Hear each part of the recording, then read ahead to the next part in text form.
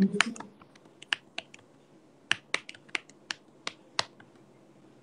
CV doang. Oh.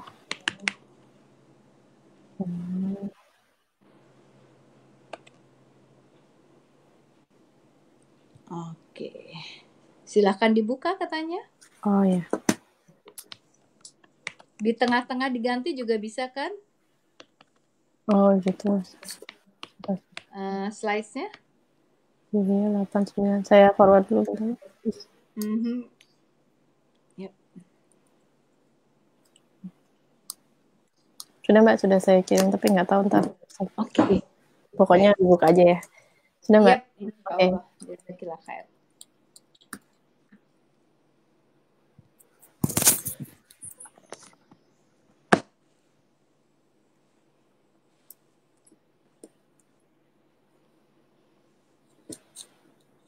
Bismillahirrahmanirrahim. Assalamualaikum warahmatullahi wabarakatuh. Alhamdulillahirabbil alamin wassalatu wassalamu ala asrofil anbiya'i wal mursalin sayyidina wa maulana Muhammad la nabiyya ba'dah. Rabbi shrah sadri wa yassir li amri wahlul 'uqdatam min lisani yafqahu qawli. Alhamdulillah, puji syukur kehadirat Allah Subhanahu wa taala karena pada pagi hari ini kita bisa diberkahi Allah Subhanahu wa taala dengan kesempatan, dengan umur, dengan kesehatan, sehingga kita bisa berkumpul di majelis ilmu yang dirahmati Allah, di mana pada setiap detiknya malaikat-malaikat mengepakkan sayapnya sambil berzikir untuk kebaikan kita semua. Salawat serta salam tak lupa tercurah kepada Nabi besar Muhammad SAW beserta sahabat serta para pengikutnya hingga akhir zaman kelak. Semoga kita bisa menjadi bagian dari orang-orang yang diberi syafaat Rasulullah SAW. Amin ya rabbal alamin. Mari kita buka majelis ini dengan mengucapkan basmalah. Bismillahirrahmanirrahim. Kemudian saya akan memperkenalkan pemateri kita pada pagi hari ini waktu Amerika Serikat dan malam hari waktu Indonesia.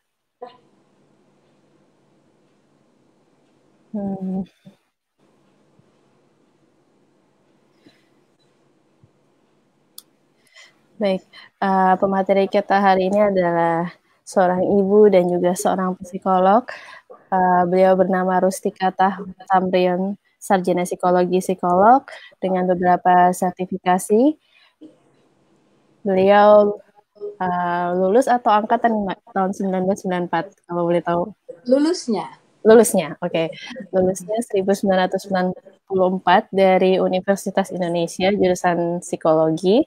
Kemudian beberapa sertifikasi beliau telah terima, diantaranya adalah Certified Behavior Analysis Discovery dari Singapura, Certified Hypnotherapist, Indonesian Board of Hypnotherapy.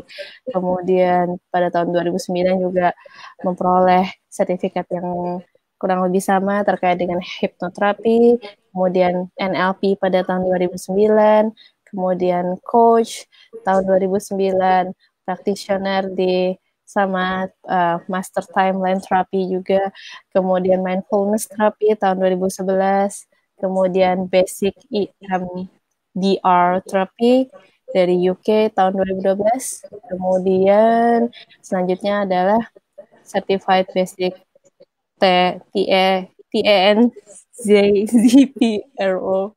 dari Germany, kemudian 2013 Asia License dari Emergenetics, 2014 Certified Financial Planner. Wah, yang terakhir ini juga menarik sebenarnya ya. Dari psikologi ada sertifikasi lainnya di Financial Planner, luar biasa.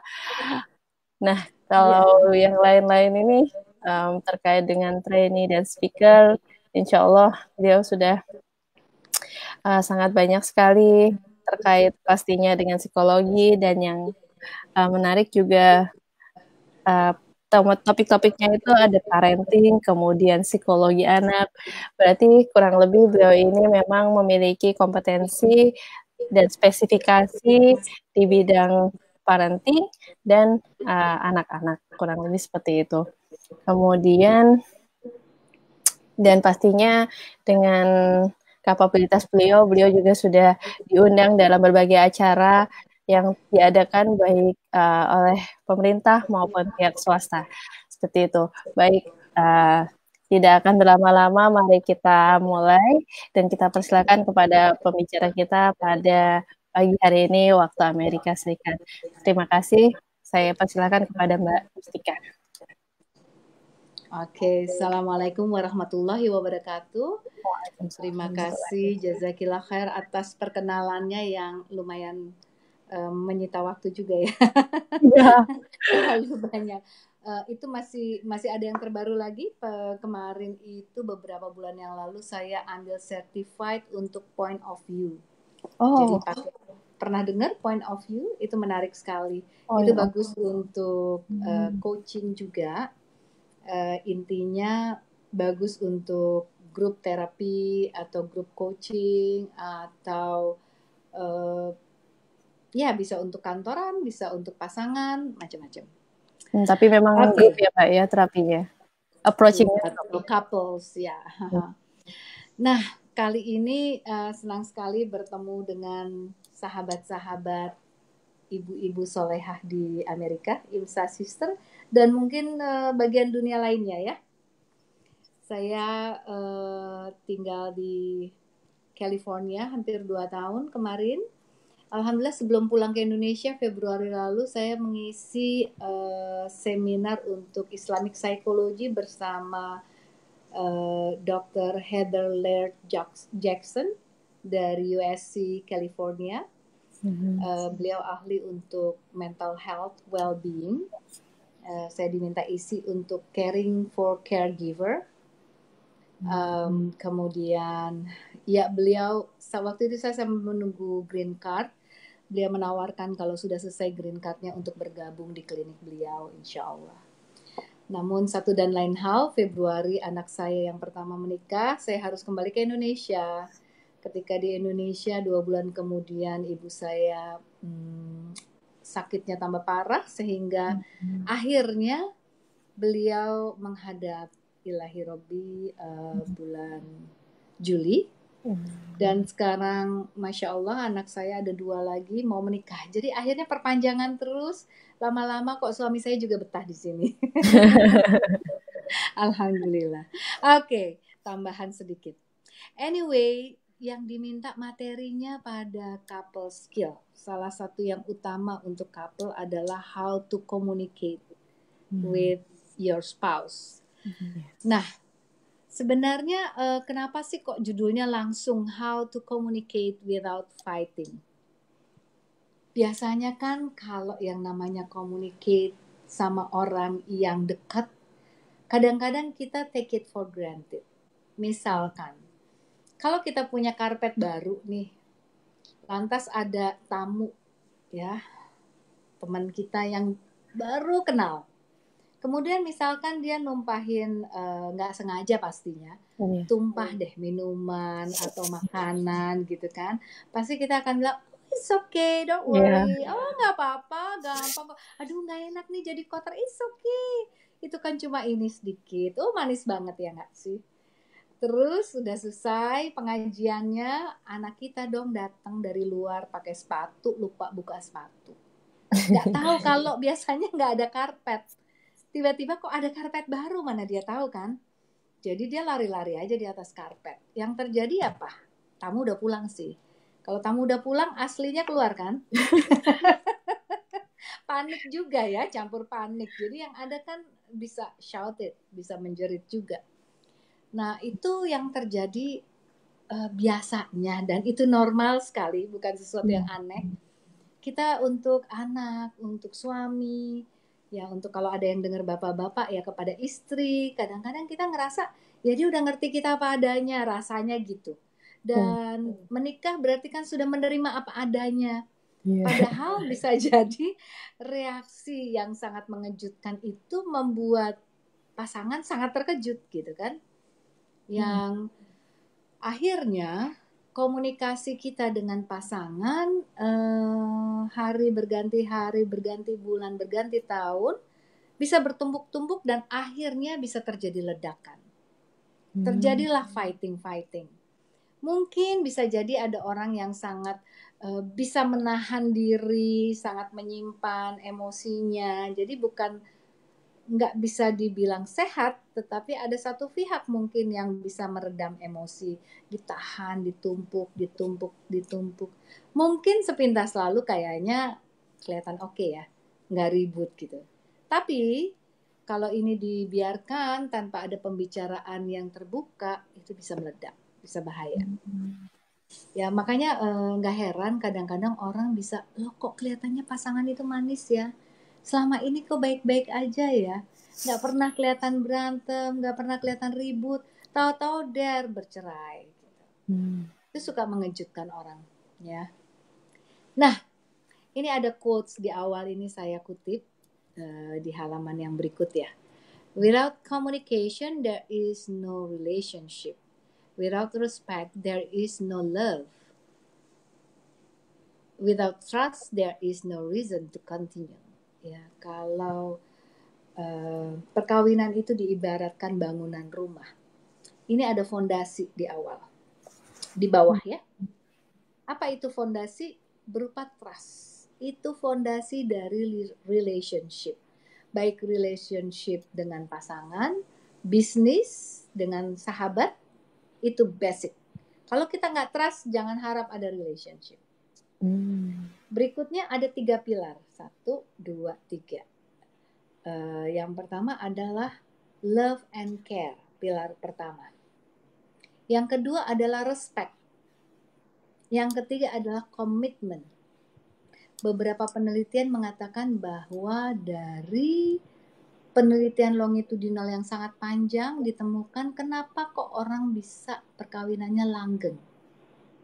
Ternyata hasil penelitiannya, saya lupa siapa, dia mengatakan bahwa komitmen yang paling utama. Bukan love and care, tapi komitmen. Mungkin respect bisa sedikit menurun, love and care bisa, ya udah dengan bertambahnya usia dia tinggal 10%, 15%, 20% mengecil. Love-nya berubah menjadi hanya care seperti adik kakak. Jadi nggak ada letupan-letupan kayak orang jatuh cinta. Love birds-nya itu udah nggak tahu entah kemana birds-nya ya. Yang tinggal care-nya gitu, jadi kayak adik kakak. Jadi sekali lagi love and care, respect, commitment. Itu 3 pilar. Nah kalau ada fondasi, ada pilar, kan kalau nggak ada atapnya banjir dong, jebol kan? Apa itu atapnya? Atapnya adalah communication.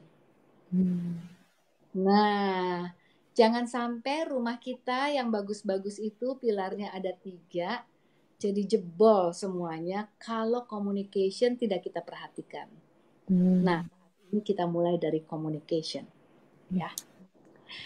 Healthy relationship itu adalah relationship yang punya respect each other, menghargai. Ya. Apa itu? Ada faktor honesty. Ya gimana ya? Kalau communication isinya tipu melulu, emang suka saling tipu menipu, nggak enak sekali ya. Gimana bisa healthy? Ya mungkin yang satu nggak merasa ditipu, yang satu nipu, dia ketawa aja dalam hati, gue tipu gitu ya. Tapi itu kan not healthy. Berarti dia tidak respect pada pasangannya karena nipu terus gitu. Kemudian ada safety di dalamnya. Jadi refusing to intimidate or manipulate, respecting physical space, expressing self non-violently. Ini penting, tidak ada violent. Jadi expressing self-nya itu tidak ada violent. Kalau udah ada abusive behavior, abusive verbally, emotionally, itu udah nggak safe ya, nggak bagus untuk healthy relationship-nya. Mereka udah nggak healthy lagi relationship-nya. Kemudian juga ada accountability ya, admit mistakes for when wrong. Siapapun pasti pernah salah. Yang repot ini kan kalau dua-duanya merasa benar, ya kan? Padahal nggak ada manusia yang sempurna, pasti ada kesalahan. Kemudian accept responsibility for behaviors, attitude, and values. Masing-masing merasa responsible terhadap behavior yang dia lakukan. Jadi nggak model yang lempar batu sembunyi tangan. Kadang-kadang ada orang yang enggak gitu kok. Jadi banyak defense mechanism di dalam relationship. Nah itu nggak sehat. Trust, oh itu penting banget. Accepting each other worth, giving the benefit of the cooperation, asking not expecting. Nah ini ikhlas kali ya. Repot juga kadang-kadang tanpa disadari hitung-hitungan. Kemarin saya udah nyuci piring. Sebulan ini saya nyuci piring juga, masak juga. Ada yang punya peraturan, kalau yang masak berarti dia nggak nyuci piring.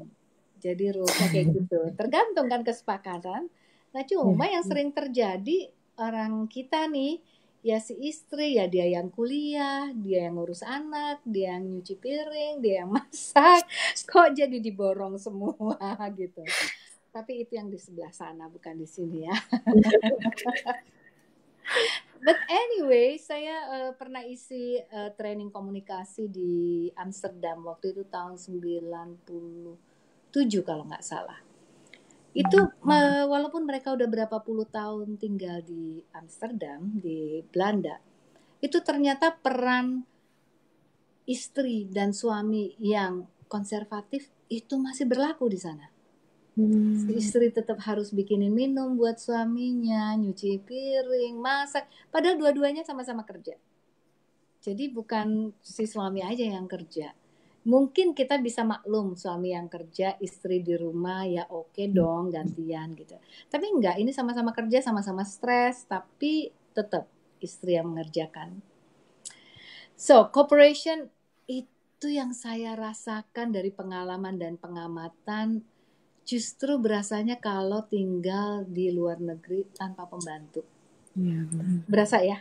Kalau di Indonesia beda lagi, kita ada pembantu, ada supir, ada mertua, ada orang tua, banyak bantuan. Cooperationnya jadi kurang berasa. Kita bisa mengandalkan yang lain gitu. Jadi sebenarnya beruntung lah tinggal di luar negeri berdua walaupun stres ya. Tapi sebenarnya ajang latihan, ajang latihan untuk kerjasama sebenarnya. Walaupun ada yang curhat-curhat juga, aduh nih babak belur nih mbak, pengennya sih kerjasama yang ada fighting gitu. Making decision together, willing to compromise, win-win resolution to conflict. Support each other ya, untuk bagian yang support each other choices, sehingga masing-masing menghargai pilihan pasangan. Being understanding, offering encouragement, listening non-judgmentally. Nah ini, seringkali nggak mudah nih, non-judgmentally. Banyak di antara kita begitu mendengar pasangan, udah langsung jump to conclusion dan biasanya berdasarkan judgment tertentu. Nah ini kan kalau mau healthy relationship-nya. Ternyata saya kemarin baru ketemu klien di mana perkawinan mereka baru. Kemudian si istri merasa kok nggak sehat ya komunikasi di antara kami. Suami saya gampang marah bahkan di depan umum, ya. Kemudian si istri ngerasa kok saya tertekan terus nih, udah 3 tahun berumah tangga, plus ya dia karena pernah tinggalnya waktu itu di luar negeri sebelum menikah, jadi mereka ya menjalin hubungan di negeri orang udah sangat dekat gitu, udah sekian tahun, sehingga merasa hampir 9 tahun berhubungan, sebenarnya kalau mau jujur, dia si istri merasa dia di abuse secara verbal selama 9 tahun. Sampai akhirnya waktu berlalu, mereka tadinya berharap mau punya anak, pulang ke Indonesia, jadi diminta oleh orang tuanya untuk kembali. Nah, ternyata sampai di Indonesia,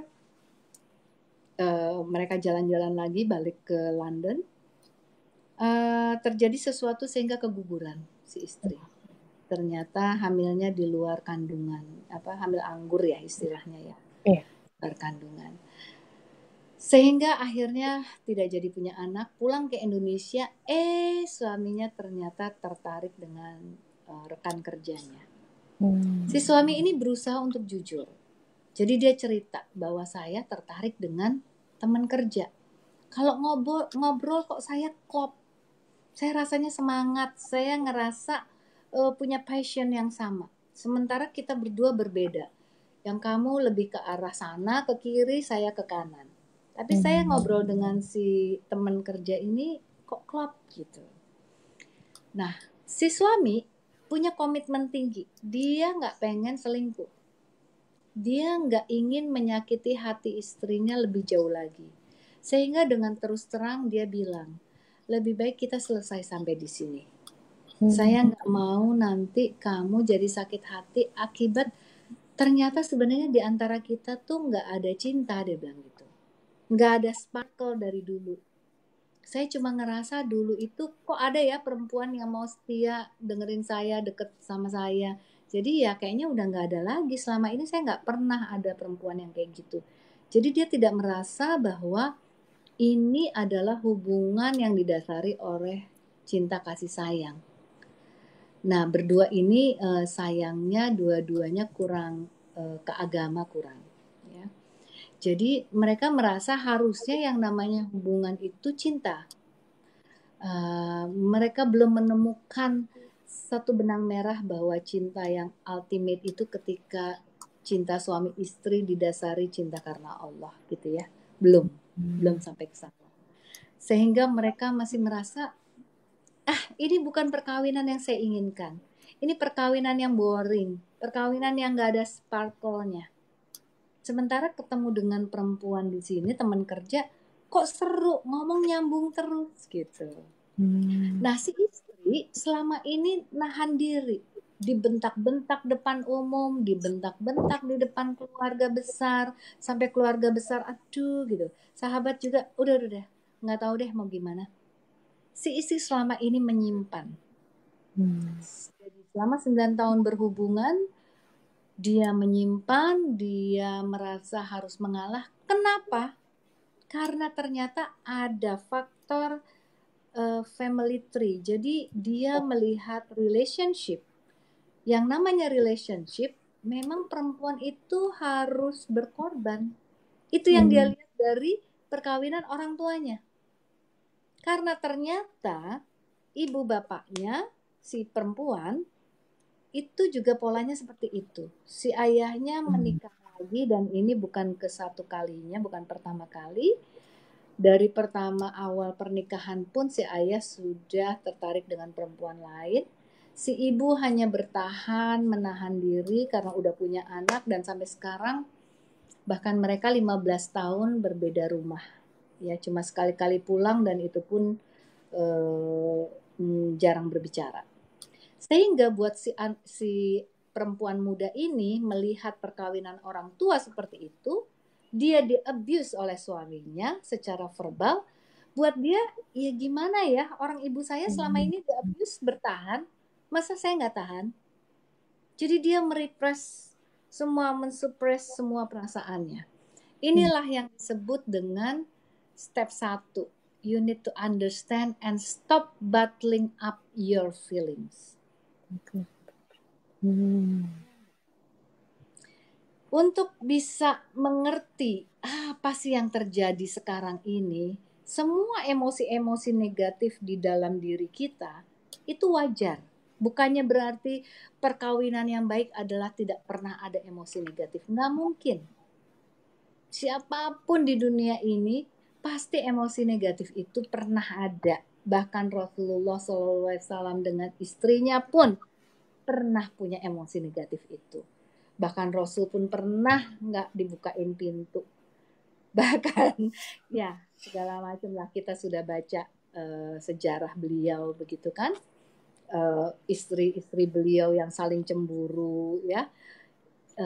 Mereka merasa tidak bisa mengalahkan Siti Khadijah yang sudah lama meninggal, sementara mereka ada berapa nggak pernah bisa rasanya mengalahkan itu. So, jadi emosi negatif itu ada, tetapi kita perlu aware, menyadari apa emosi negatif yang ada di dalam diri kita.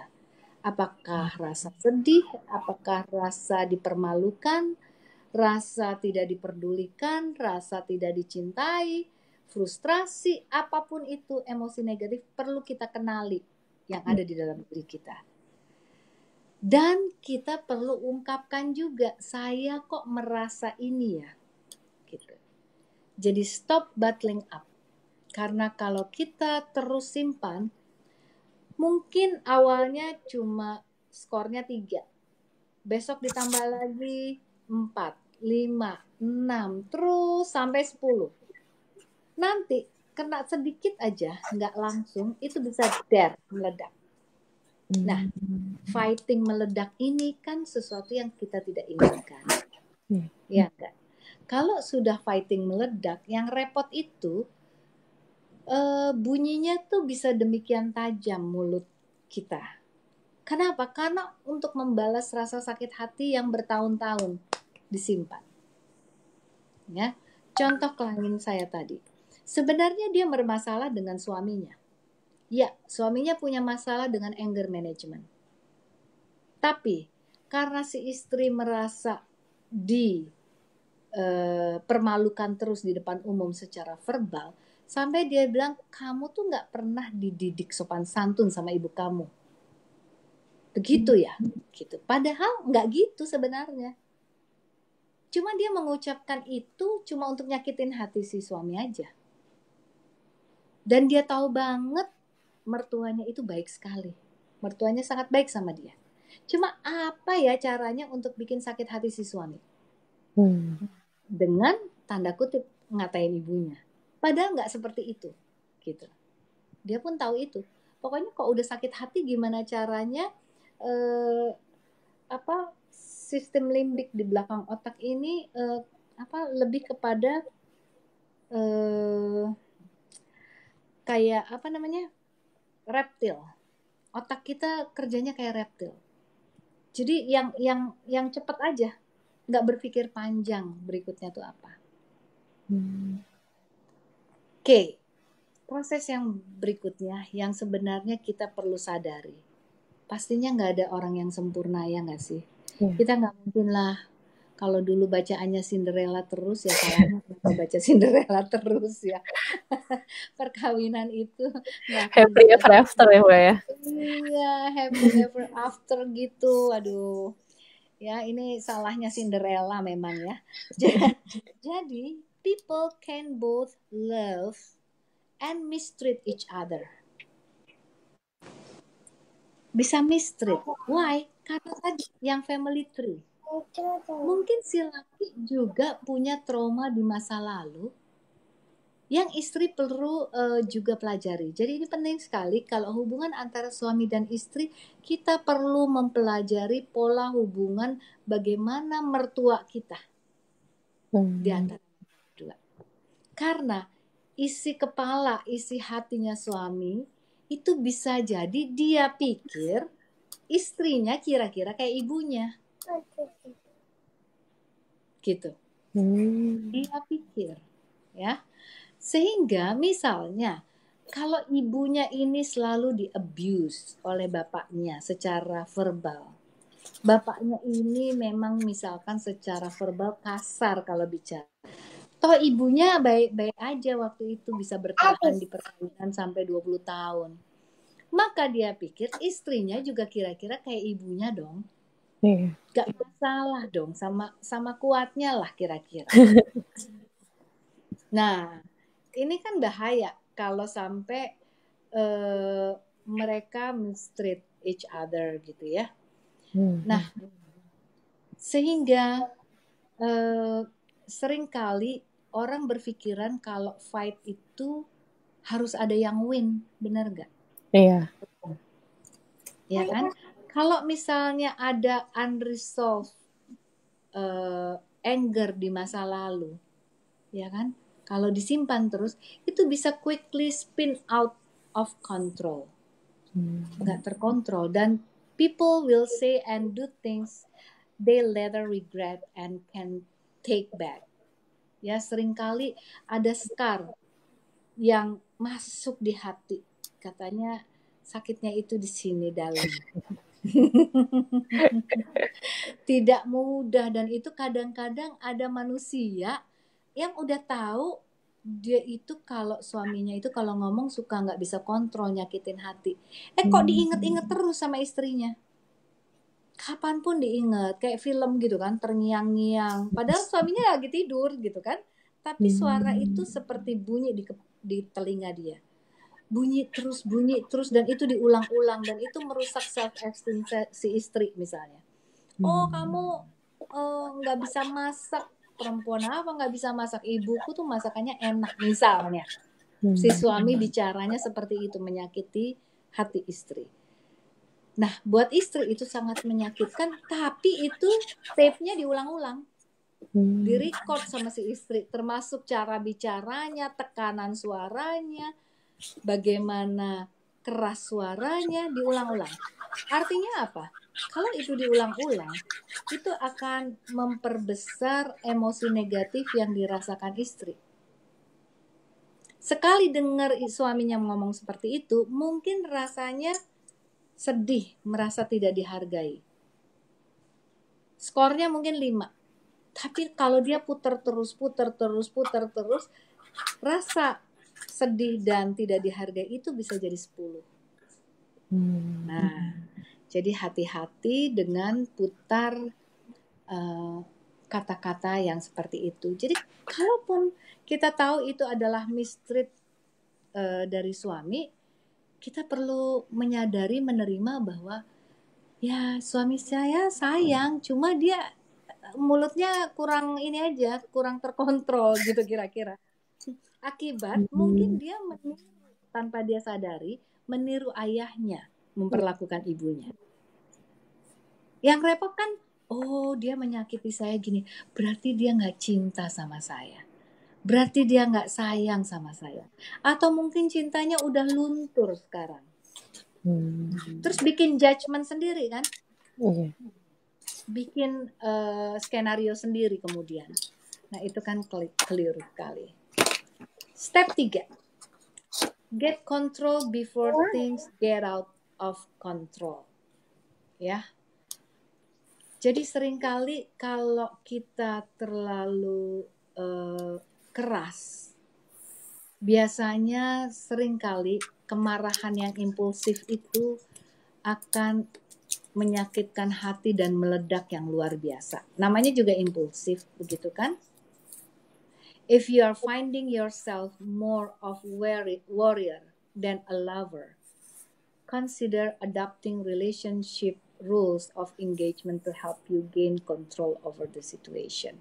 Jadi seringkali kita ngerasa kalau lagi battling nih, lagi ngomong di antara suami istri, berasa kita harus jadi warrior, kita harus jadi pemenang.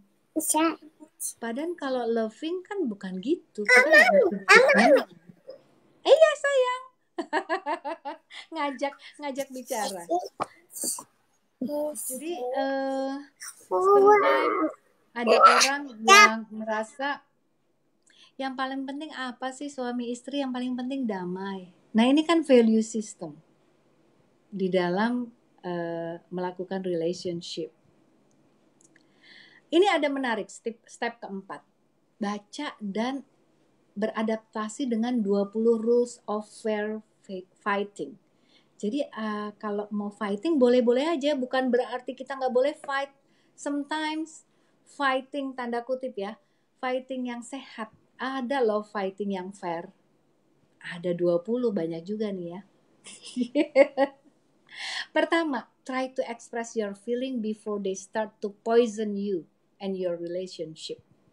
Ya ini tadi, bottle up your feeling ini bisa membuat berantakan semuanya. Ya, dicolek dikit aja kalau bahasa di sini nih ngeri. Senggol bacok istilahnya. Jadi disenggol maunya ngebacok, kan serem banget. Masa disenggol aja mau bacok ya. Nah itu, kalau udah bottled up, semua disimpan perasaan itu, ya nggak sehat jadinya. Don't dredge up the past, avoid old grudges, stick to the issue at hand. Nah ini repotnya kan kalau berantem daftar dosa keluar. Daftar dosa udah 10 tahun lalu keluar. Kok ya inget gitu kan? Rupanya dicatat dengan baik di sini.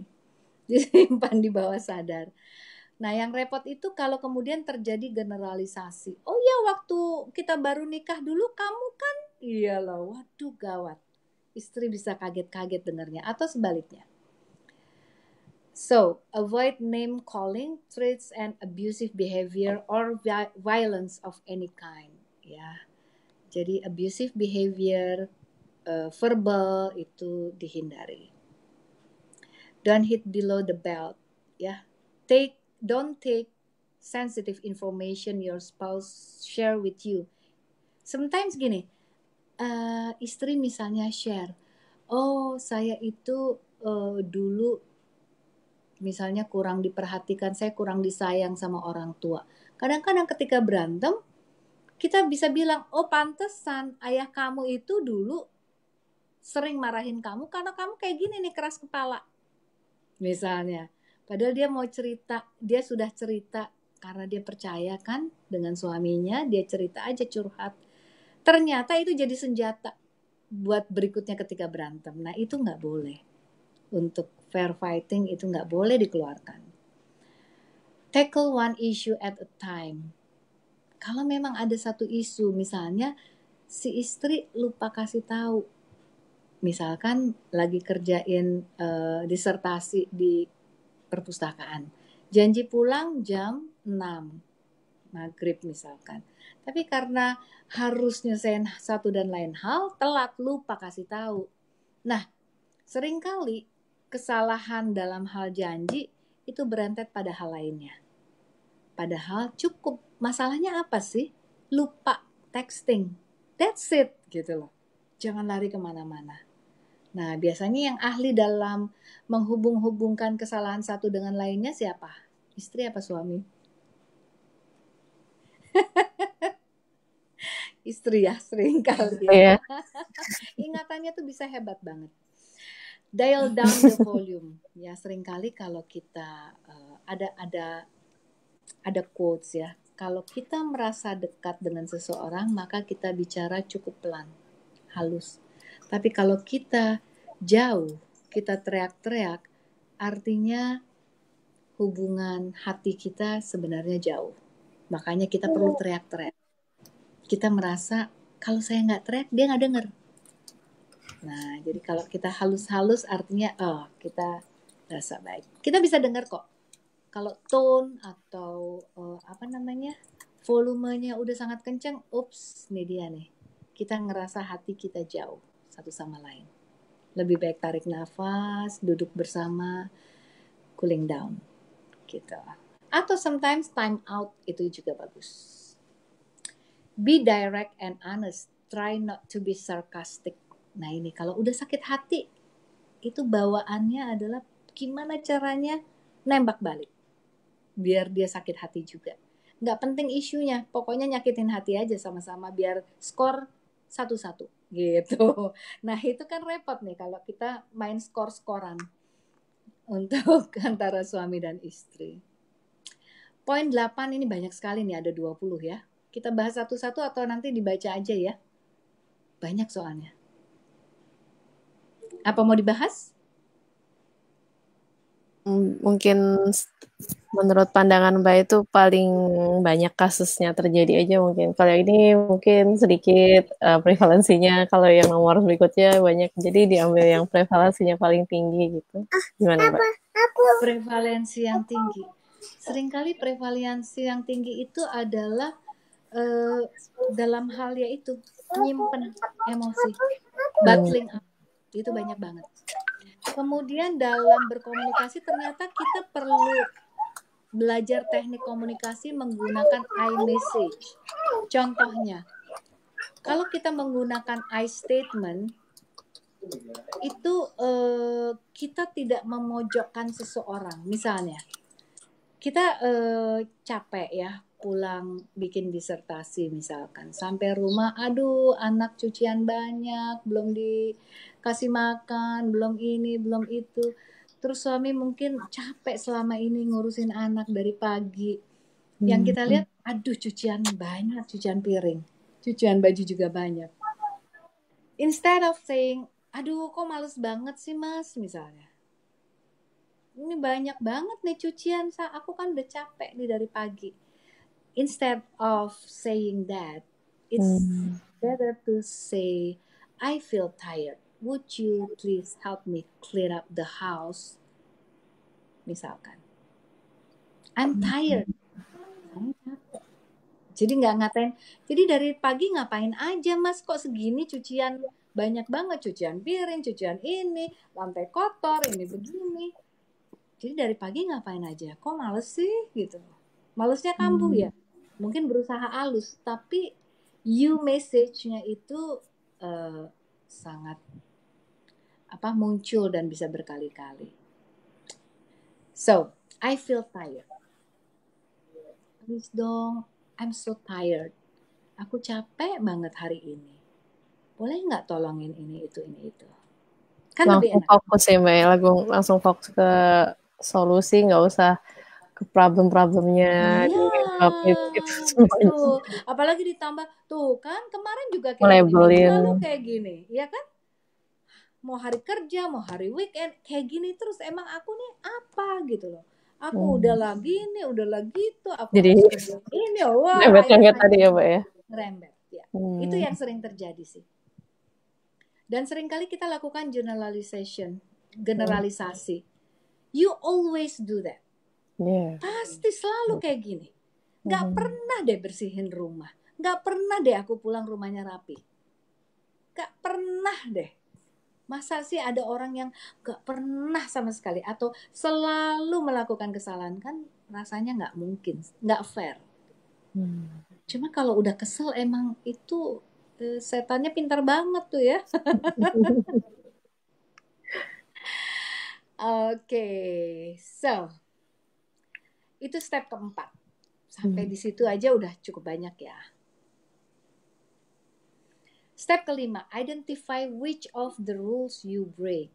Ya, kita harus punya awareness tentang our own negative habits. Kita punya juga kan negative habits. Kita juga punya kan negative behavior. Bukan orang aja kan. Jangan menganggap kita benar selalu, orang lain selalu salah. Repot tuh kalau seperti itu.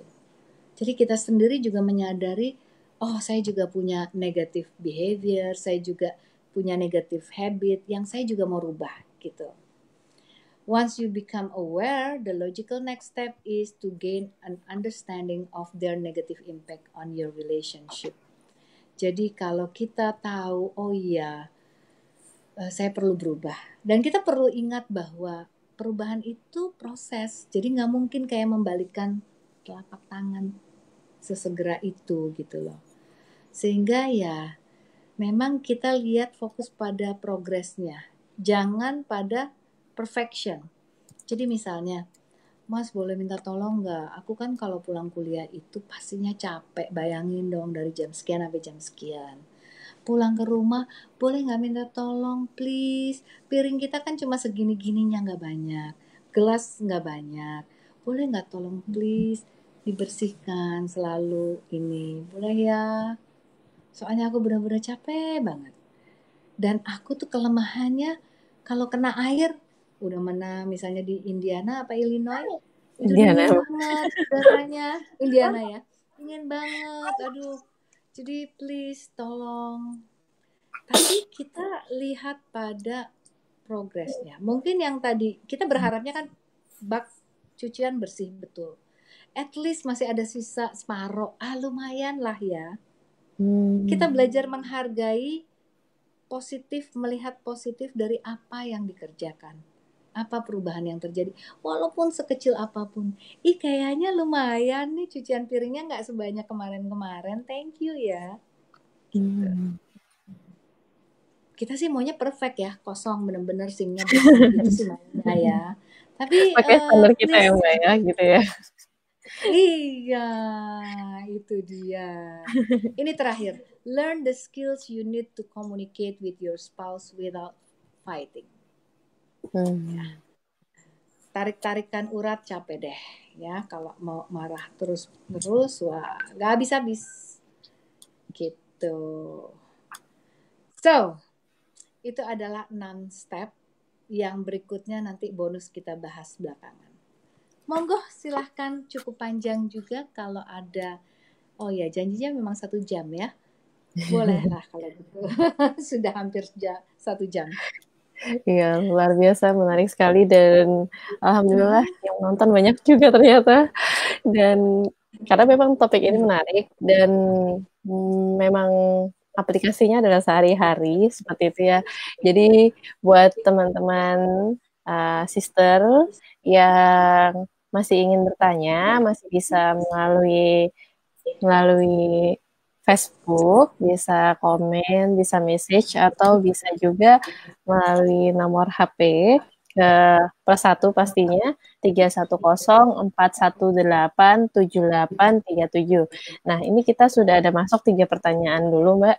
Nanti Ya. kalau banyak-banyak nanti kita Oke. satu-satu. Mbak ingin saya bacakan satu pertanyaan jawab atau langsung tiga-tiganya? Oke, boleh 1 pertanyaan? Oke, satu dulu langsung Jawab. jawab gitu ya, Mbak ya. Baik, yang pertama, Assalamualaikum Mbak.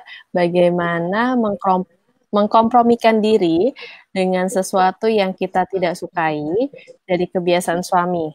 Misal, sibuk dengan gadget sehingga kurang waktu terhadap anak-anak. Sudah pernah dibahas dengan suami namun tetap dilakukan, lalu berpikir lebih baik berkompromi dengan kebiasaannya. Itu bagaimana Mbak mengkompromikan sesuatu yang sudah kita komunikasikan? Kan tadi awalnya Mbak sampaikan bahwa ya pasti ada step by step, tidak langsung kayak cuci piring tadi langsung bersih, apalagi sesuai standar kita. Coba kalau misalnya nggak ada progresnya atau progresnya nggak sesuai dengan harapan, itu gimana kita mengkompromikan itu Mbak? Silahkan. Pertama, jangan bermimpi merubah orang lain. Perkawinan itu bukan fokus pada oke, saya punya suami bentuknya segitiga, saya ingin suami saya bentuknya oval. Kalau kita fokus kepada ingin merubah suami kita, nanti nggak akan, frustrasi aja deh, nggak akan tercapai kalau kita targetnya ingin merubah. Better to love him seadanya dia, terima dia seadanya, and show your love to him, dan dari love itu biarkan dia yang merubah hal yang perlu dia rubah untuk menyenangkan hati istrinya. Jadi semuanya dengan love. Terkadang memang sebenarnya ya ini yang kita perlu latih sebenarnya, kemampuan empati. Kemampuan empati itu dari mana sih? Dari observasi kan. Kalau pasangan itu satu sama lain mempunyai kemampuan observasi yang cukup tinggi, dia bisa lihat, ada apa ya? Kok istriku kayaknya nggak happy nih? Are you okay? Akan tanya gitu kan. Tapi kalau kemampuan observasinya ibaratnya dia cuek bebek ya, maka ya istrinya sampai teriak-teriak pun dia juga tetap nggak nangkep. Ada apa ya? Kok aneh ya? Jadi kemampuan empatinya kurang. Nah ini yang repot. Kalau pasangan bisa melatih agar yang satu oke lah suaminya kurang empati, tapi si istrinya melatih empati dengan apa? Sebenarnya dengan iMessage itu adalah satu bentuk training agar saya sebagai istri misalkan, I feel tired, I feel apa misalnya, I feel so lonely, I feel apapun. Artinya kan saya secara jujur menjelaskan apa perasaan saya. Dengan demikian, kita mengharapkan dengan saya mengenali perasaan saya ungkapkan kepada suami saya, maka suami saya terlatih melihat istri saya sedang mengalami perasaan apa ya. Nah, jadi sekali lagi sebenarnya yang namanya perkawinan itu banyak orang bilangnya give and take, tapi saya lebih senang dengan kata-kata give and receive. Kalau take kan dia secara aktif ngambil gitu kan. Iya. Ya, yang memberi berarti akan hilang seperti itu hilang. Kalau itu kan give, sometimes we give, sometimes we receive. Jadi sebenarnya yang lebih tepat, lebih manis bentuk relationship-nya adalah give and receive. Bukan take. Kalau take kayak ambil paksa gitu. Ya kan take. Tapi kalau receive sometimes kita pasif, lantas kita beri kesempatan suami untuk memberikan pada kita. And we receive. Gitu. Nah, kembali lagi ke pertanyaan, bagaimana ya mau merubah suami? Akan lebih baik kalau kita mengerjakan sesuatu dengan ikhlas, terus mengatakan, you know what, suka deh kalau rumah lebih rapi dari biasanya. Kalau kita pulang, misalnya kalau saya punya kebiasaan, saya bilang sama suami, you know what, kita kalau pergi sampai malam, pulang-pulang capek. Lihat-lihat, kalau kita lihat sampai di rumah, lihat rumah berantakan, aduh rasanya capeknya tuh bisa sekian kali lipat. Tapi kalau pulang ke rumah, rapi, bersih, rasanya enak. Kita pulang tuh nggak ada beban, gitu. Oh iya ya, ya mungkin besok belum tentu berubah, bulan depan belum tentu berubah. Ada perubahan sedikit-sedikit. Begitu dia sedikit melakukan sesuatu sebelum berangkat, misalnya dia beresin meja. Wow, it's so nice. Wah rapi, thank you so much. Walaupun yang dibersihin cuma meja doang.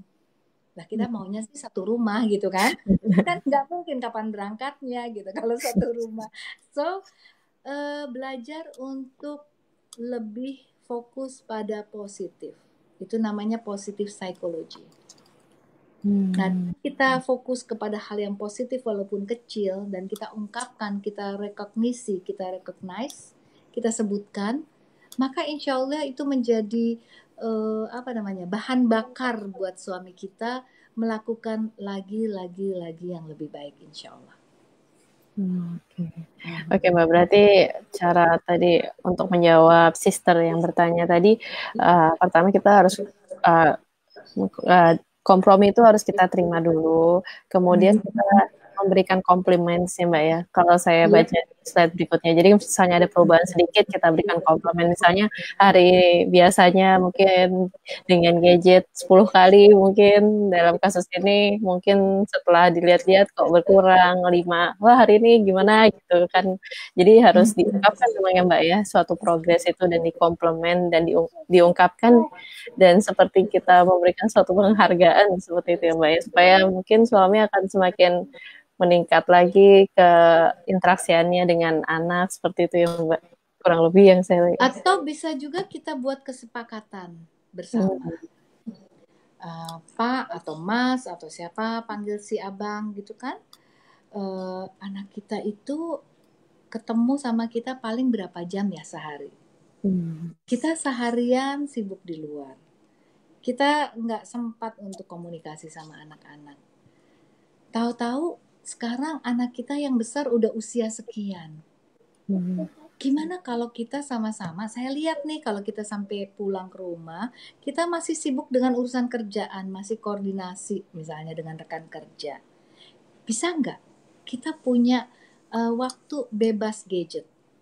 Jadi misalnya pulang ke rumah, sholat maghrib bersama, makan malam, begitu habis sholat maghrib atau sebelum sholat maghrib, gadget kita taruh di keranjang atau di lemari. Semua, bapak, ibu, anak, simpen. Sehingga kita melakukan komunikasi bersama secara langsung. Ibaratnya kita feel so grateful ya dengan semua yang ada. Kita sehat, kita berkumpul, kita interaksi. Nanti kalau udah mau tidur, misalnya anak-anak boleh cek, siapa tahu ada tugas. Kita nggak tahu kan besok apa, coba cek. Bapak Ibu juga cek. Habis itu mau tidur, ayo kumpulin lagi ini. Jadi hanya boleh cek misalnya 15 menit. Misalnya let's say jam 9 sampai 9.30, 30 menit deh cek apa yang mau dipersiapkan untuk besok. Lantas 9:30 kita semua komitmen ya, taruh ini bersama. So kita buat rules untuk itu. Sehingga kebersamaan kita quality time-nya bagus setiap hari. Gitu. Jadi bikin aja kesepakatan yang enak. Insya Allah. Luar biasa. Semoga Sister menerima dengan jelas penjelasan dari Mbak Rustika, karena kita harus berpindah ke pertanyaan-pertanyaan berikutnya. Ini masih banyak. Berikutnya. Berikutnya yang kedua adalah, suami saya egonya tinggi dan saya tipe yang nggak mau berantem. Saya suka nangis sendiri dan kadang berpikir bersabar saja. Saya tahu itu tidak sehat, Mbak. Adakah cara bagaimana saya bisa menerima keegoisannya? Silakan, Mbak. Ini dia ya. Repot emang kalau menikah dengan orang yang egois. Yang dia pikirin adalah gimana dia. Gimana yang enak di dia kan gitu. Tapi sebenarnya kan perkawinan itu adalah ajang untuk growing bersama. Ya enggak? Growing untuk lebih wise, become wiser. Ya. Masalah juga yang perlu kita gali, si suami tahu nggak sih kalau dia tuh egois? Jangan-jangan dia nggak merasa bahwa dia egois. Karena jangan-jangan selama ini diakomodir terus sama si istri. Daripada berantem, daripada repot, ya udah deh, aku lagi yang sabar, gitu kan? Itu kan battling. Betul. Tanpa disadari oleh si istri, si suami menjadi semakin egois karena diakomodir. Gitu. Jadi coba diajak bicara, lagi tenang-tenang. Mas bentar deh. Aku mau ngomong sambil tenang-tenang. Nah ini enaknya kalau suami istri kan, kenapa enggak dimulai dengan yang enak dulu. Ya belajar pijet-pijetan gitu, yang santai. Atau manicure ya, sambil minum teh. Atau kita main salon-salonan, kan di Amerika mahal ya. Kalau saya sama suami kaping-kapingan, hijab. Ya, karena bayar pijet mahal bener di sana. Ya kan, refleksiologi kaki aja udah berapa? $40 satu orang. Aduh, tekor ini kalau tiap 2 minggu kita mau dikit ya, repot. Jadi kita akhirnya belajar cupping. Cupping itu ternyata bagus, dry cupping. Ya, sambil relax. Pokoknya kondisinya lagi tenang, relax. Wah, enak banget ya Mas ya kalau seperti ini. Kita saling nolong, aku pegel-pegel, dry cupping enak, relax gitu.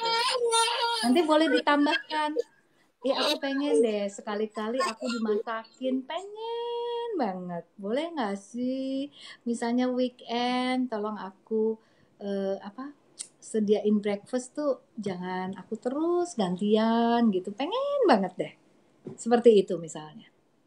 Kalau enggak nanti kan dilayanin terus dan si istri tanpa sadar melayani terus, kan repot. Jadi boleh sampaikan keinginan-keinginan di depan suami tapi dalam kondisi relax. Jangan lagi tegang-tegangnya. Kalau lagi tegang, capek, baru pulang kantor, minum juga belum gitu, terus langsung mau sekali-kali yang ngadain makanan gimana ya, yang ada berantem. Ya. Jadi memang waktunya kita perlu pilih dan kita buat suasana agak tenang. Karena orang yang, kan tadi dikatakan dia egosentris banget, egois banget. Kalau orang yang egois itu ibaratnya belum cukup kepenuhannya, belum dipenuhi kebutuhannya, maka yang ada dia akan pendek sumbunya ya. Sumbunya pendek. Dia pokoknya mikirnya gimana enak di dia kan kalau orang yang egois. Nah untuk itu juga jangan terlalu cepat memberi cap suami saya egois banget. Mungkin dia seperti itu tanpa disadari, dia dapat contoh dari orang tuanya. Dan itu sesuatu yang biasa dan benar, dianggap benar gitu. Sementara kalau di sini kan berbeda. Kita bisa kasih komen misalkan kalau di sini itu kan kita misalnya bergaul dengan tetangga yang bukan orang Indonesia. Misalkan si suami kan kita suka ya tamu-tamuan dengan tetangga misalkan atau teman kerjanya suami. Si suaminya yang nyiapin meja makan, yang nyiapin ini dan itu. Mas, kapan-kapan kita undang yuk. Enak juga ya suasananya beda. Si bapak yang nyediain makanan untuk tamu. Boleh dong mas, sekali-kali mas yang nyediain. Kan enak suasananya. Jadi dibikin sesuatu yang berbeda. Dilatih aja gitu. Nah, mudah-mudahan dengan kita berusaha untuk improve, dan improving itu bukan hanya di pihak suami, tapi saya juga perlu banyak hal yang diimprove. Yuk kita sama-sama bikin list apa nih yang perlu diimprove. Gimana melakukan improvement itu? Yang bikin list misalnya ada 5 atau ada 10. Nomor 1 saya mau improve-nya selama berapa lama nih? 3 bulan misalnya. Nah, untuk improving ini selama 3 bulan, selama 24 jam ini apa yang akan saya lakukan? Selama 1 bulan apa yang saya perlu lakukan? Dan selama 3 bulan sampai betul-betul terjadi improvement. Jadi dibuat PR sama-sama, didiskusikan. Nah, kalau kayak gitu kan enak rumah tangga. Sama-sama growing, sama-sama melakukan improvement. Jangan sampai kita ingin suami kita yang berubah, kita enggak. Padahal pasti deh setiap pasangan itu dua-duanya ada yang perlu diimprove. Jadi suami kita ketika improvement, dia nggak merasa dia sebagai objek orang yang harus diimprove, sementara istrinya sebagai tanda kutip polisinya yang ngontrol. Udah bener belum? Udah improve belum? Enaknya kita sama-sama, yuk aku juga nih punya nih beberapa hal yang perlu aku improve. Kan enak suasananya. Gitu. Mudah-mudahan membantu ya. Suaranya nggak kedengeran? Oke. Sudah, Mbak. Oke. Oke. Ya, semoga tadi penjelasannya sangat jelas sekali ya. Jadi untuk bisa growth bareng itu ada step-stepnya, dan sebaiknya memang tadi ada tips dari Mbak Rustika juga untuk kita buat list seperti itu. Jadi kalau kita lupa, kita bisa baca lagi list yang kita buat bersama, kesepakatan bersama, lalu nanti diobrolin lagi, didiskusikan lagi, sehingga bisa kalau misalnya ibarat di jalan gitu, agak melenceng kanan, balik lagi ke jalurnya, seperti itu ya, kurang lebih sih. Lanjut ke saran lagi, perubahan improvementnya jangan sampai 100, kebanyakan. Kebanyakan yang ditargetin ya, Mbak? Jangan terlalu banyak 100. Misalnya kita fokuskan selama 3 bulan ini 2 behavior, 2 habit. Atau 3 lah paling banyak. Kalau bisa fokus 1 dalam sebulan itu lebih bagus. Sebulan ini 1. Jadi udah bikin list nih, ternyata dengan jujur ada 15 yang harus diimprove. Ya udah 1 bulan 1. Pilih dulu yang mana. Jadi enak lebih fokus. Lebih fokus, iya. Baik. Lanjut ke pertanyaan berikutnya adalah, Assalamualaikum Mbak, mau tanya tapi anonim ya? Iya, pasti anonim Mbak. Ini anonimus pertanyaannya. Mengenai luka atau trauma masa kecil yang disebut tadi, apakah ada cara untuk mengobatinya? Misal juga kalau ada salah pengasuhan, apakah orang dewasa masih bisa retrain untuk merubahnya? Apakah lama untuk sembuhnya? Terima kasih.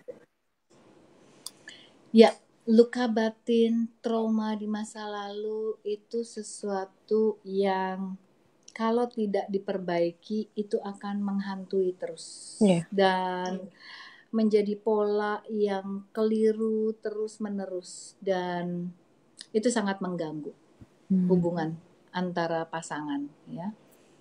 Nah, kalau tadi sempat dibacakan beberapa lisensi saya punya beberapa license untuk terapi. Misalkan ada timeline terapi. Timeline terapi itu adalah terapi melepaskan emosi negatif semenjak kita berada di dalam kandungan ibu kita. Oh. Karena ketika kita di dalam kandungan ibu, ternyata kita juga mendapatkan kiriman merekam, mendapatkan juga kiriman stres-stres dari ibu kita. Oh. Itu masuk ke kita.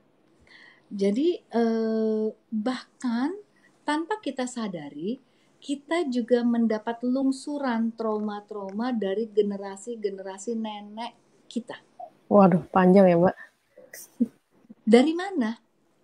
Contoh, ada orang yang mendengar cerita dari nenek kakeknya bahwa dulu nenek sama kakek orang kaya.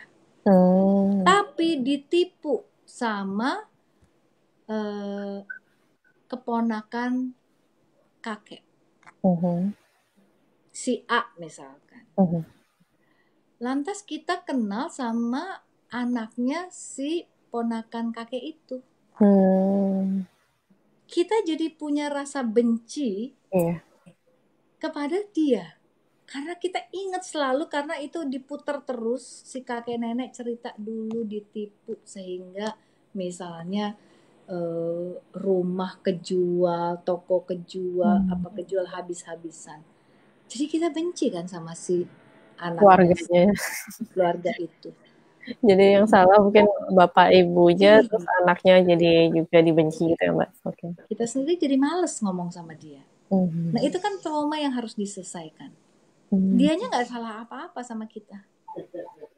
Tapi akibat perbuatan ayahnya dulu, kita jadi benci sama dia. Itu contoh.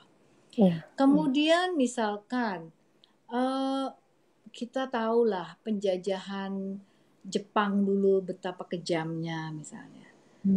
Nah, misalkan om kita ada yang meninggal karena zaman Jepang dulu. Waduh, segala sesuatu yang Jepang benci. Itu kan satu emosi negatif, kemarahan yang perlu dilakukan untuk melepas. Jadi ada 3 tahap. Pertama awareness, acceptance, and let go. Jadi kayak nari. Aware, accept, let go. Kan begitu nari ya. Aware, accept, let go. Okay. Seringkali orang untuk melakukan awareness itu nggak mudah karena sakit. Mengingat emosi negatif, mengingat kejadian yang traumatis itu sangat menyakitkan. Biasanya kita mau kubur hidup-hidup. Banyak orang ingin forget apapun yang menyakitkan. Semakin orang mau forget, semakin ingat muncul terus. Pengennya lupa, pengennya forget, malah makin muncul. Karena begitulah cara kerja otak kita. Jadi aware aja, memang itu kejadian. Nah kadang-kadang awareness ini bisa 10%, bisa 20%, bisa 50%, bisa 70%, bisa 90%. Mungkin 100% nggak mudah. Oke lah 90%. Tapi ada banyak orang yang nggak mau buka besar-besar. 10% aja udah sakit. Nah, kalau cuma 10%, kira-kira berapa persen yang dia bisa accept? Belum tentu 10 juga kan? Berapa persen yang dia bisa let go? Makin di-courting lagi. Jadi nggak selesai. Jadi alangkah baiknya ketika taraf awareness, kita perlu buka, sadari betul apa ini sebenarnya yang terjadi. Kemudian accept, terima. Ya Allah, aku terima. Aku pernah sakit hati, aku pernah hancur berantakan hatiku ini. Aku pernah sedih luar biasa. Aku pernah merasa tidak berguna sama sekali. Sometimes ada kan saat-saat dimarahin sama orang tua, pernah nggak zaman dulu kecil dimarahin sama orang tua rasanya pengen kabur dari rumah tapi nggak tahu mau kemana. Sok jagoan gitu kan, dimarahin gitu, aduh udah rasanya nggak berguna, jangan-jangan aku bukan anaknya papa mama gitu. Suka ada kan waktu kecil tuh kayak gitu tuh, pengen kabur tapi mau kemana nggak tahu, mau kemana pakai apa nggak tahu. Ya udah akhirnya mau kemana lagi, tetap di situ gitu kan. Sehingga aware, accept, terima betapa rasa sakit hati yang udah berjalan, rasa marah, takut, sedih, merasa bersalah, itu 4 emosi negatif yang perlu kita lepaskan. Accept and then let go. Nah, kalau kita udah accept, kita bisa let go, melihat dari sisi lain, sehingga yang kita bisa temukan berikutnya adalah instead of rasa sakit hati mengingat emosi negatif, lebih menjadi kita bisa melihat hikmah dari kondisi yang menyakitkan di masa lalu. Kita kan bisa seperti ini sekarang, itu kan tidak lepas dari kejadian-kejadian di masa lalu. Kalau masa lalu kejadiannya tidak seperti itu, maka kita tidak mungkin seperti sekarang. Ya enggak? Jadi sebenarnya ala kulli hal alhamdulillah kan. Wah iya enak ngomongnya, tapi jalaninnya sakit banget. Iya emang. Tapi Allah itu maha tahu kenapa kita harus melewati masa-masa sakit seperti itu. Karena permata itu akan menjadi cantik, menjadi indah kalau dia sudah disakiti, digerus-gerus, dikikis, sehingga permatanya jadi makin dipoles, jadi makin kinclong. Begitu juga kita memang harus melewati masa-masa yang menyakitkan itu, tetapi kita perlu men-switch sehingga kita bisa melihatnya lebih kepada hikmah, bukan pada sakitnya. Sehingga kalau kita bisa lihat hikmahnya, alhamdulillah ya. Contoh, waktu itu ada grup cancer survivor. Biasanya orang kena cancer, ujung-ujungnya akan bilang, why me? Kenapa saya yang kena cancer? Kenapa nggak yang lain? Saya orang baik, saya suka menolong orang, saya suka bantu orang, saya segala macam. Atau keluarganya bahkan tidak ada yang kena seperti itu kan ya Mbak mungkin. Tidak ada riwayat genetika. Tidak ada riwayat ini, kenapa saya kena? Why me? Lantas di dalam satu grup discussion dari cancer survivor, ada satu orang bilang gini, for me, saya kena cancer ini merupakan, saya bisa merasakan ini adalah belayan sayang Allah pada saya. Belayan sayang Tuhan pada saya. Wow, yang lain bingung kan? Lah, sakit cancer kok belayan sayang gitu kan? You know why? Karena dulu saya take it for granted. Bangun pagi, sibuk ke kantor, ini dan itu. Tetapi begitu saya udah kena cancer, saya merasakan bagaimana kemo itu sangat sakit, mual, dan lain-lain. Bisa bangun di pagi hari, menghirup udara segar, bisa dengar gemericik air di belakang, bisa dengar burung berkicau. Buat saya indah banget pagi itu. Saya aktivasi panca indera saya dan saya bisa merasakan, saya buka mata, wow pemandangan indah, Masya Allah. Jadi buat saya indah banget ya hari demi hari itu. Nah, dengan cancer ternyata saya semakin yakin bahwa teman-teman, sahabat, keluarga itu sayang banget sama saya. Apa yang saya minta, misalnya abis kemo nggak pengen makan, pada nelpon, mau makan apa, dianterin, apalagi tinggal di Amerika, tinggalnya jauh 2 jam, dimasakin semur jengkol, dianterin ke rumah. Wah itu kan indah banget. Saya dulu kalau nggak sakit, nggak gitu-gitu amat orang mikirin saya. Sehingga saya ngerasa, ini sakit memang cancer itu, tapi saya ngerasa ini adalah belayan sayang Allah pada saya dan orang demikian sayangnya pada saya. Nah itu kan agak aneh terdengar awalnya ya. Tetapi begitulah kalau kita bisa meningkatkan tingkat spiritual kita, kita lebih fokus pada hikmah apa yang ada di balik ini, maka semuanya jadi indah. Ala kulli hal, alhamdulillah. Jadi harus aware lagi ya Mbak ya. Kayak tadi kan misalnya kalau di kasus ini adalah luka masa kecil. Berarti dia harus aware, suaminya harus aware dulu bahwa ada luka itu seperti itu. Mungkin istrinya yang merasakan atau bisa melihat. Tapi uh, suaminya mungkin merasa biasa aja, tapi istrinya merasain harus di treatment seperti itu. Dan berarti memang ada treatmentnya seperti itu ya, Ada Mbak? treatmentnya. Jadi Terapi atau seperti itu. iya, memang trauma itu ya segala sesuatu yang subconscious mind di bawah iceberg ya. Ini iceberg. Yang conscious mind itu hanya 12%. Yang isinya sesuatu yang brain yang bisa kita manipulasi, yang bisa kita pikir-pikir lah ya. Tetapi sesuatu yang di bawah gunung es yang terkait emosi, habit, value system, ya itu semua adanya di bawah gunung es dan itu 88%. Yang masalah yang namanya di bawah gunung es itu terkait dengan otak kanan, right brain. Kalau yang atas gunung es itu adalah left brain. Dan itu sesuatu yang bisa dipelajari matematik, sesuatu yang jelas, fakta-fakta gitu ya. Tetapi yang di bawah gunung es ini, kita memang tanpa kita sadari semenjak SD, bahkan semenjak TK pun, kita dilatih untuk berpikir, which is left brain. Yeah. Merasakan, how is your feeling, how is your emotion, itu ibaratnya kayak baper banget sih.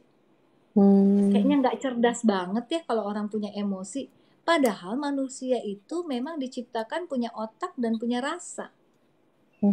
Sebenarnya rasa itu perlu diasah juga. Sayangnya tanpa kita sadari dari kecil, pendidikan dan keluarga hanya mau mengasah brain. Tidak emotion. Tidak feeling. Nah, kalau mau kita lakukan terapi untuk trauma, untuk apapun di masa lalu, itu sangat membantu. Jadi zero trauma itu bisa kita lihat menjadi sesuatu yang positif bahkan. Kita lihat dalam bentuk yang berbeda. Nah, memang itu mau nggak mau harus sama orang yang punya sertifikatnya, orang yang memang punya keahlian itu. Jadi nggak bisa lewat baca buku aja, lewat itu beda. Begitu. Nanti mungkin bisa menghubungi Mbak Rustika ya. Nanti kan Mbak Rustika bisa assess lebih jauh seperti apa permasalahannya, sehingga nanti bisa diarahkan bagaimana treatment yang lebih tepat seperti itu. Karena ini kayaknya akan di dalam. Kalau misalnya kita bicara, kita lanjut ke pertanyaan berikutnya, Mbak.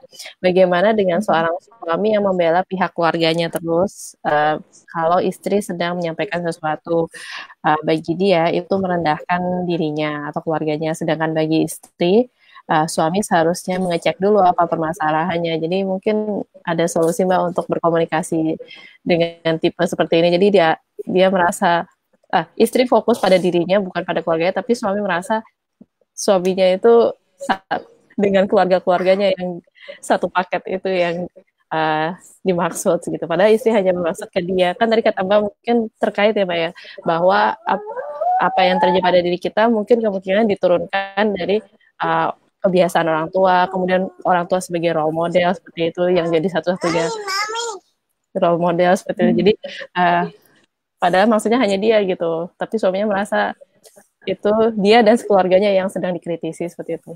Gimana Mbak? Ya, kemampuan kita untuk berkomunikasi tadi, instead of you message, better to use I message. You message artinya gini, kamu tuh ya sama keluarga kamu tuh sering banget gini. Aku lihat dari dulu itu kamu suka begini, suka gitu, persis kayak ibu kamu, persis kayak siapa kamu, misalnya, which is keluarganya. Nah, kalau pakai you message, siapapun akan merasa disudutkan. Is it okay? Ya, kalau kita pakai you message, seakan-akan kita menyerang dia dan keluarganya. So, karenanya lebih baik gunakan I message. Saya merasa kurang diperhatikan. Saya merasa dilecehkan. Saya merasa apa? I message. Sehingga bisa jadi juga salah. Si suami kan bisa bilang, itu perasaan kamu, aku ngerti.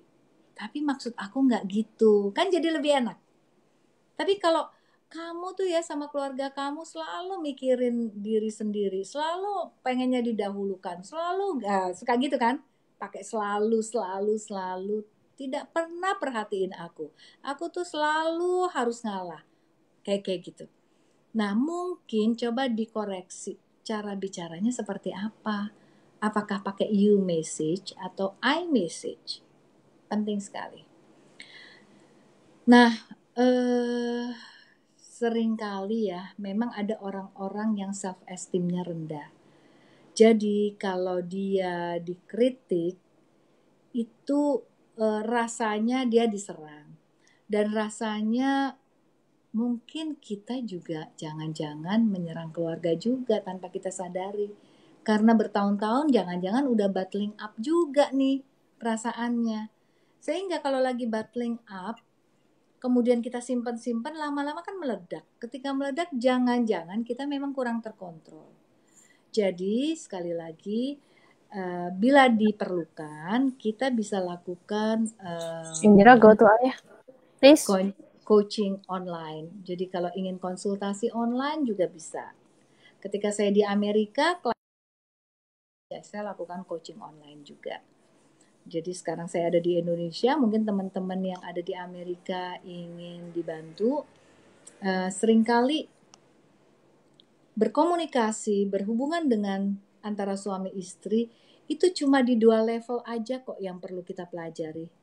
Yang pertama adalah cara kerja otak. Karena cara kerja otak manusia ada macam-macam. Silahkan nanti saya kasih linknya, ada namanya Emergenetics. Ya, jadi ada Emergenetics for couples. Contohnya ya, resolving conflict and strengthening relationships through individual differences. Setiap orang unik. Nah, kalau kita mengerti kita itu seperti apa keunikannya, suami seperti apa keunikannya, kita tahu cara kerja otak saya seperti apa, cara kerja otak suami saya bagaimana, behaviornya kayak gimana, ada orang yang ekspresif, ada yang nggak terlalu ekspresif, ada orang yang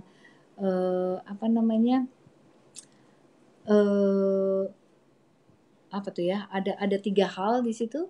Maka dengan behavior yang kita pelajari, kita akan lebih melihat, oh ternyata dengan mengerti satu sama lain, itu menjadi lebih baik komunikasinya. Kayak gitu kira-kira. Oke. Nanti kalau misalnya ada yang butuh konsultasi bisa melalui online juga dengan Mbak Rustika seperti itu. Nah, lanjut ke pertanyaan terakhir, Mbak, sebelum kita tutup.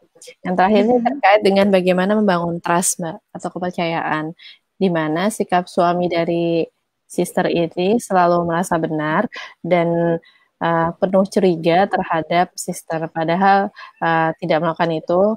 Lalu sister ini akhirnya menangis kalau dia sudah mulai marah. Mungkin daripada ribut gitu atau argue, akhirnya nangis gitu ya, Mbak ya. Dan dia selalu bilang kalau air mata saya itu bohong, seperti itu. Lalu jadi saya hanya mencoba untuk bersabar untuk meredam emosi saya, tapi efeknya sekarang Mbak sister ini memiliki penyakit atau bukan penyakit ya, ini simptom tekanan darahnya tinggi seperti itu atau di atas normal karena terlalu sering ini ya Mbak ya, kayaknya battle up yang tadi itu ya, terlalu menahan gitu. Ya, itu satu hal yang tanpa disadari ya. Seringkali kita merasa sakit fisik itu sesuatu yang memang sakit fisik. Padahal sakit fisik itu erat kaitannya dengan kondisi psikis, dengan kondisi emosi. Ada istilah psikosomatis. Jadi somanya, badannya menjadi sakit akibat psikis. Psikosomatis ya. Jadi kok tadi sister cerita yang suaminya ini kelihatannya sepintas lalu kok kesannya jadi insecure ya. Suaminya ini orang yang insecure, yang kurang tidak mudah percaya pada orang lain. Kemudian jatuhnya jadi mencurigai dan memberi cap labeling bahwa ini orang nggak bisa dipercaya istrinya, gitu. Nah, tentunya kalau kejadian yang terus-menerus berulang dan ini perkawinan sudah kesekian tahun, ini udah nggak sehat. Gimana? Tidur bersama tapi nggak percaya, kan repot. Terus dikasih judgement negatif terus, ya nggak bisa dipercaya. Nampaknya kalau sepintas lalu, nih kan belum tahu juga ya, kalau dengar sepintas lalu, dari satu pihak, kesannya si suami ini punya trauma. Dan jangan-jangan trauma itu juga berasal dari bagaimana ada kejadian sebelumnya di keluarga mereka. Sehingga dia sulit untuk percaya pada istri. Atau jangan-jangan memang pernah ada kejadian yang didapati oleh suami, memang istrinya pernah, wallahualam, menurut si suami pernah menyalahgunakan kepercayaan misalnya. Nah, ini kan perlu digali lebih lanjut. Jadi andaikan ingin konsultasi lebih dalam, monggo silakan.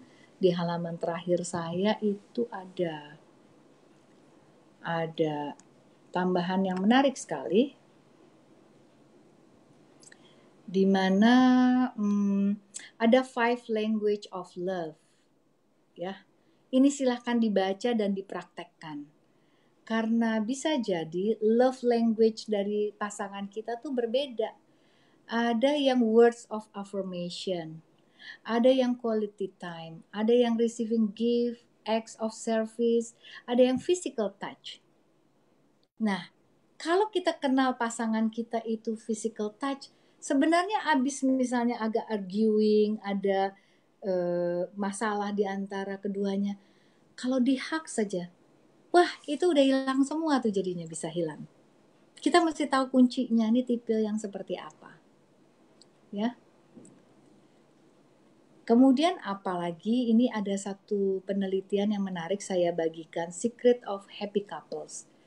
Kalau kadang-kadang ya namanya manusia ya, kita suka memberikan kata-kata yang menyakitkan hati, negatif.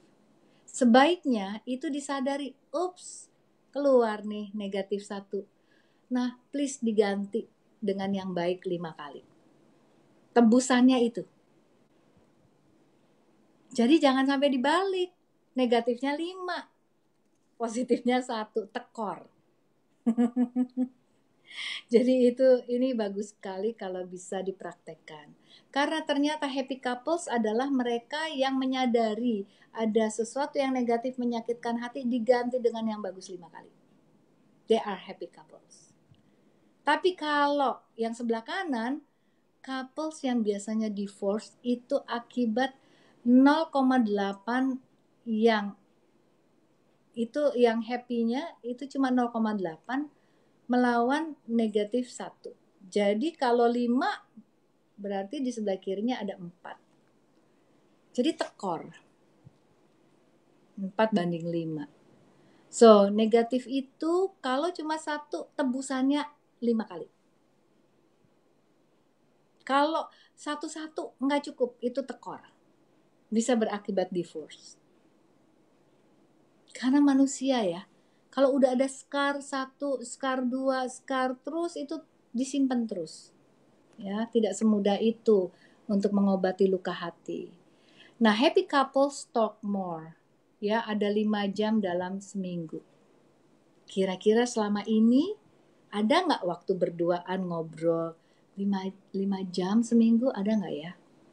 And quality di antara berdua adalah friendship. Kalau bisa soulmate, suami istri, aduh indah banget. Gitu.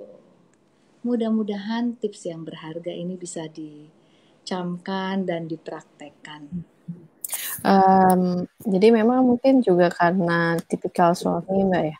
Sepertinya lanjutan dari pertanyaan sister tadi sebelumnya, yang dimana suaminya selalu benar dan curiga, itu adalah suaminya kurang bisa bersosialisasi dengan lingkungannya termasuk dengan keluarganya. Jadi memang jadi behavior suaminya ini mungkin perlu diperbaiki, seperti itu. Gimana Mbak?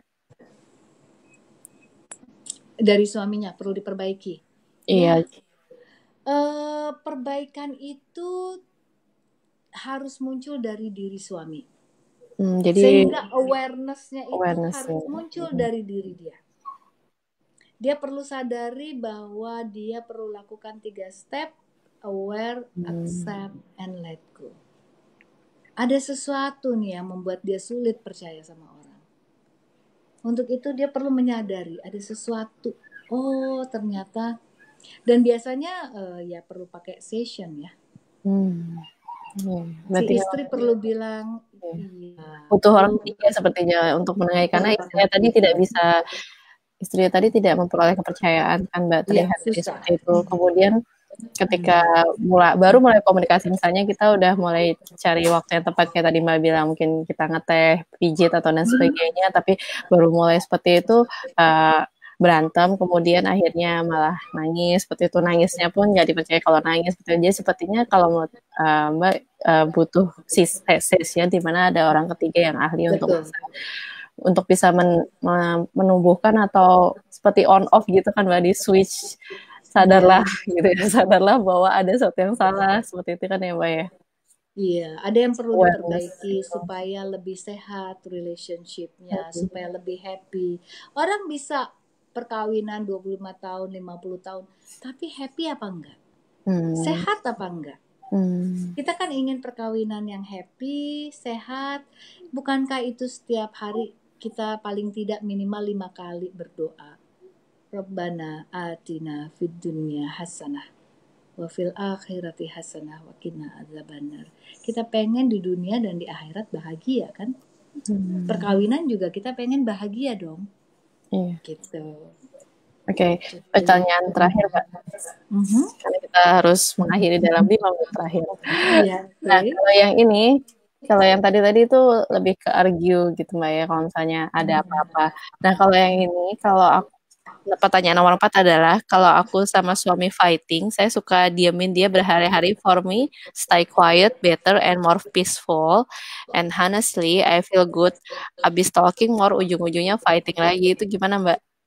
Lebih enak didiemin, terus dari abis berhari-hari mungkin ya udah kan ibaratnya habis tensi naik time out ya. Terus ya udah time out. Itu gimana Mbak? Pertanyaan nomor 4. Tapi kelihatannya time outnya itu tidak bisa dari bersama, bukan kesepakatan bersama, sehingga time outnya itu ibaratnya lebih kepada merepress emosi. Jadi nyimpen emosi, ditumpuk, didiemin, nggak selesai. Sehingga ketika ya mungkin energinya kumpul lagi kali, fight lagi. Ya. Ya, jadi sangat itu nggak sehat berarti Mbak sangat rentan, nggak sehat.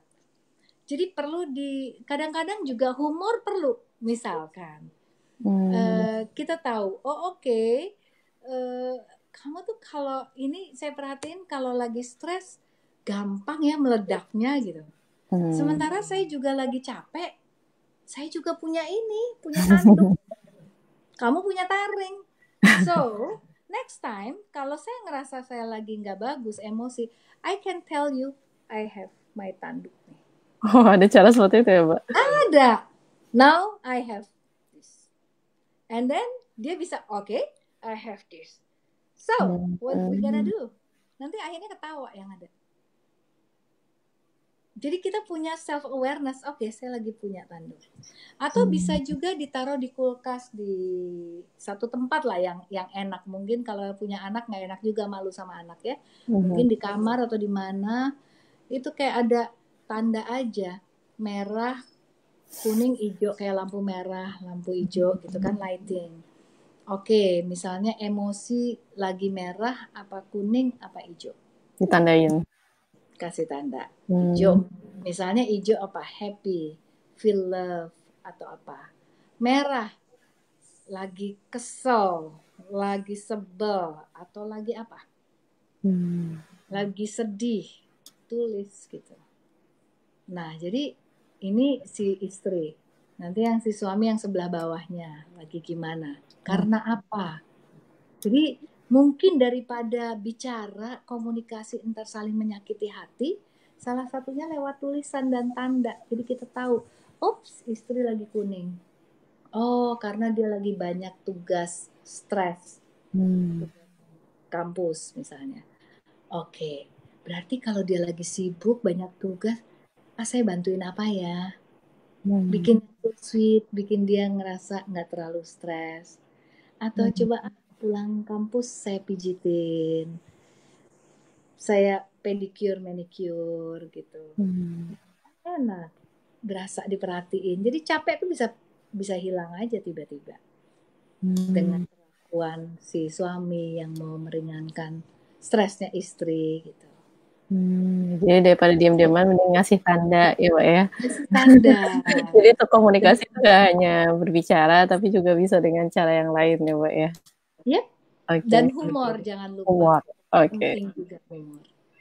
Oh ya Mbak, tadi untuk orang ketiga yang bisa membantu permasalahan itu apakah hanya psikolog atau orang lain dari keluarga? Misalnya kalau misalnya malu dengan psikolog, gimana? Apabila malu dan ingin dibicarakan dengan anggota keluarga, bagaimana ya Mbak?